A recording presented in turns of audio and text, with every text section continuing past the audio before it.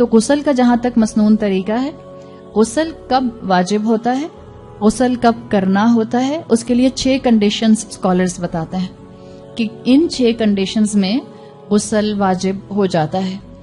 پہلا جو اس کے اندر معاملہ ہے وہ ہے امیشن آف سیمن، منی کا خارج ہونا ان فارم آف پلیجر. اور ظاہری بات ہے یہ اس مرد یا عورت کو یا اس لڑکے اور لڑکی کو ہوگا جو پیوبرٹی ہٹ کر گیا ہے.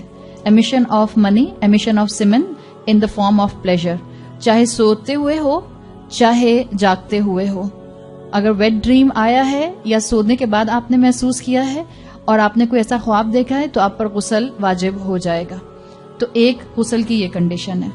دوسری کنڈیشن، اچھا بعض لوگوں کو سیمن کا جو ڈسچارج ہوتا ہے وہ کسی بیماری کی وجہ سے ہوتا ہے، وہ اس غسل کے اندر وہ کیفیت نہیں آتی. نمبر 1 اس بیماری کا علاج کیجئے، اور نمبر 2 اس میں آپ کو ہر مرتبہ اپنا غسل اپنا وضو فریش کرنا ہوگا اور اپنے انڈر گارمنٹس چینج کرنے ہوں گے. تو اگر بیماری کی وجہ سے ایسا ہو رہا ہے، it's not due to the form of pleasure, تو پھر اس میں آپ پر غسل واجب نہیں آتا.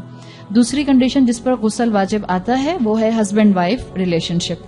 اور اس کے لیے ذہن میں یہ رکھیں اگر ایجیکولیشن نہیں بھی ہوئی ہے، اگر if there is no ejaculation take place even then اگر ہسبینڈ وائف کا ریلیشن شپ ہوا ہے تو اس کے اوپر غسل واجب آ جاتا ہے. تیسری چیز جس کے اوپر غسل واجب آتا ہے وہ ہے پیریڈز. ہر عورت کو، ہر بچی کو معلوم ہوتا ہے کہ اس کا ریگولر سائیکل کیا ہے. آپ کا regular cycle let's say 5 days کا ہے اور آپ اپنا غسل کر لیتی ہیں 5 ڈیز میں. کبھی آپ کو 6 ڈے پر یا 7th ڈے پر براؤنش ڈسچارج آتا ہے. وہ براؤنش ڈسچارج جو ہے وہ آپ کے پیریڈز میں انکلوڈیڈ نہیں ہوگا، تو آپ اپنا انڈر گارمنٹ چینج کیجئے. اگر موقع ہے غسل کرنے کا تو موقع کر کے ایک دفعہ بہتر ہے تسلی کر لیجئے، ادروائز اب اپنا ہر دفعہ نماز کا فریش وضو کریں گے. کچھ خواتین کو استحاضہ کا پرابلم ہوتا ہے، اس کا علاج موجود ہے، اور اگر علاج نہیں ہو سکتا تو اس کنڈیشن میں بھی اسکالرز کہتے ہیں کہ ان پر ہر مرتبہ غسل نہیں آئے گا. اس میں ہر دفعہ ان کو اپنا انڈر گارمنٹ چینج کرنے کے بعد ان کو فریش وضو ہر نماز سے پہلے کرنا ہوگا. چوتھی کنڈیشن جس پر غسل واجب آتا ہے وہ نفاس کی سچویشن ہے، پوسٹ پارٹم بلیڈنگ، جو ڈیلیوری کے بعد خواتین کو بلیڈنگ ہوتی ہے. ہمارے ہاں ایک متھ موجود ہے کہ 40 دن تک عورت پاک نہیں ہوتی. 40 دن کی کوئی لمیٹیشن نہیں. ہر عورت کا اپنا سائیکل ہوتا ہے، ہر عورت کا اپنا فزیولوجی کے مطابق جو ہے وہ ریاکشن ہوتا ہے. ہو سکتا ہے کوئی عورت ڈیلیوری کے 20 دن کے بعد فارغ ہو جائے، اب وہ 20 دن انتظار نہیں کرے گی کہ جب تک 40 دن نہیں گزر جائیں گے میں پاک نہیں ہو سکتی. جس وقت اس کی بلیڈنگ رک جائے گی اس کو اپنا غسل کر کے اپنا نماز اور روزہ اور جو بھی اس کی عبادات ہیں اس کو اس نے شروع کرنا ہے. پانچویں چیز جو اس کے اندر آتی ہے وہ آتی ہے غسل واجب ہوتا ہے مردے کے اوپر، یعنی موت کا موقع ایسا ہوتا ہے جس میں مردے کو غسل دیا جاتا ہے، سوائے شہید کے. جو قتال میں جنگ کے میدان میں شہید ہوگا اس کو غسل نہیں دیا جاتا. اور چھٹا بعض اسکالرز کے نزدیک جو آپشن آتا ہے وہ یہ آتا ہے کہ جب کوئی نان مسلم اسلام کے دائرے میں داخل ہوتا ہے تو اس کو غسل کرنا ہوتا ہے، اس لیے کہ بعض صحابہ کو جب انہوں نے اپنے آپ کو اسلام کے دائرے میں انٹر کیا تو رسول اللہ صلی اللہ علیہ وسلم نے ان کو غسل کرنے کا حکم دیا تھا. تو یہ 6 کنڈیشنز ہیں جس پر غسل اسکالرز کے مطابق واجب آ جاتا ہے. غسل کا مسنون طریقہ سمپل، آپ کی پاک ہونے کی نیت ہونا ضروری ہے. یہ نہیں کہ آپ بائی دا وے نہا کر آ گئیں اور آپ نے باہر آ کر کہا اچھا چلو میں پاک ہو گئی. آپ کی نیت ہونا ضروری ہے کہ آپ نے غسل لیا ہے پاکی حاصل کرنے کے لیے. تو پہلی چیز نیت ہے. دوسری چیز جو فرض چیز ہے وہ ہے بسم اللہ پڑھنا، 3 بار ہاتھ دھونا اور ہاتھ کلائی تک اپنے پورے دھونا. چوتھی چیز ہے اپنے پرائیویٹ پارٹس کو واش کرنا. پانچویں چیز اس کے اندر، اور پرائیویٹ پارٹس کو واش کرنا جس کو آپ استنجا کرنا کہتے ہیں، پراپرلی واش کرنا.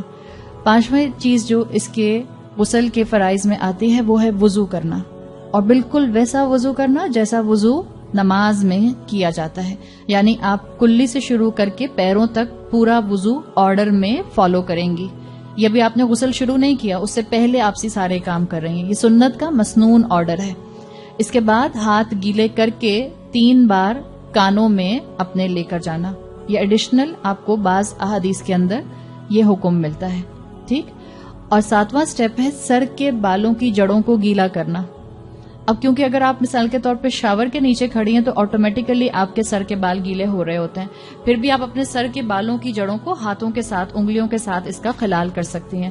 اور یہ پوائنٹ اس لیے بھی کہا جاتا ہے کہ عرب کے اندر خواتین جو ہوتی تھیں وہ اپنے بالوں کو بریڈز کو بنایا کرتی تھیں، چھوٹی چھوٹی بریڈز، جیسے افریقن خواتین نہیں بناتی بریڈز. تو اگر ان کی بریڈز بنی ہوئی ہیں بالوں کی اور بال بہت لمبے ہیں تو اس میں ان کو اجازت ہے کہ وہ پورے بال نہ کھولیں بلکہ ان کی روٹس جو ہیں وہ گیلی ہو جائیں. تو اسی لیے ہاتھوں کی انگلیوں کو گیلا کر کے اور اچھی طرح سے گیلے کو اپنے اسکیلپ کو گیلا کیا جاتا ہے. تو سر کی جڑوں کو گیلا کرنا، دائیں پہلو پر جسم کے پہلے پانی ڈالنا اور پھر بائیں پہلو پر پانی ڈالنا.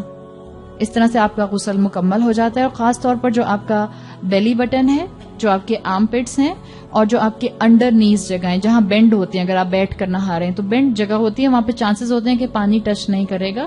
تو ان جگہوں کے اوپر خاص طور پر پانی کو پہنچانے کی کوشش کرنا تاکہ آپ کو پورے جسم کو پاکی حاصل ہو جائے. یہ غسل کا مسنون طریقہ ہے.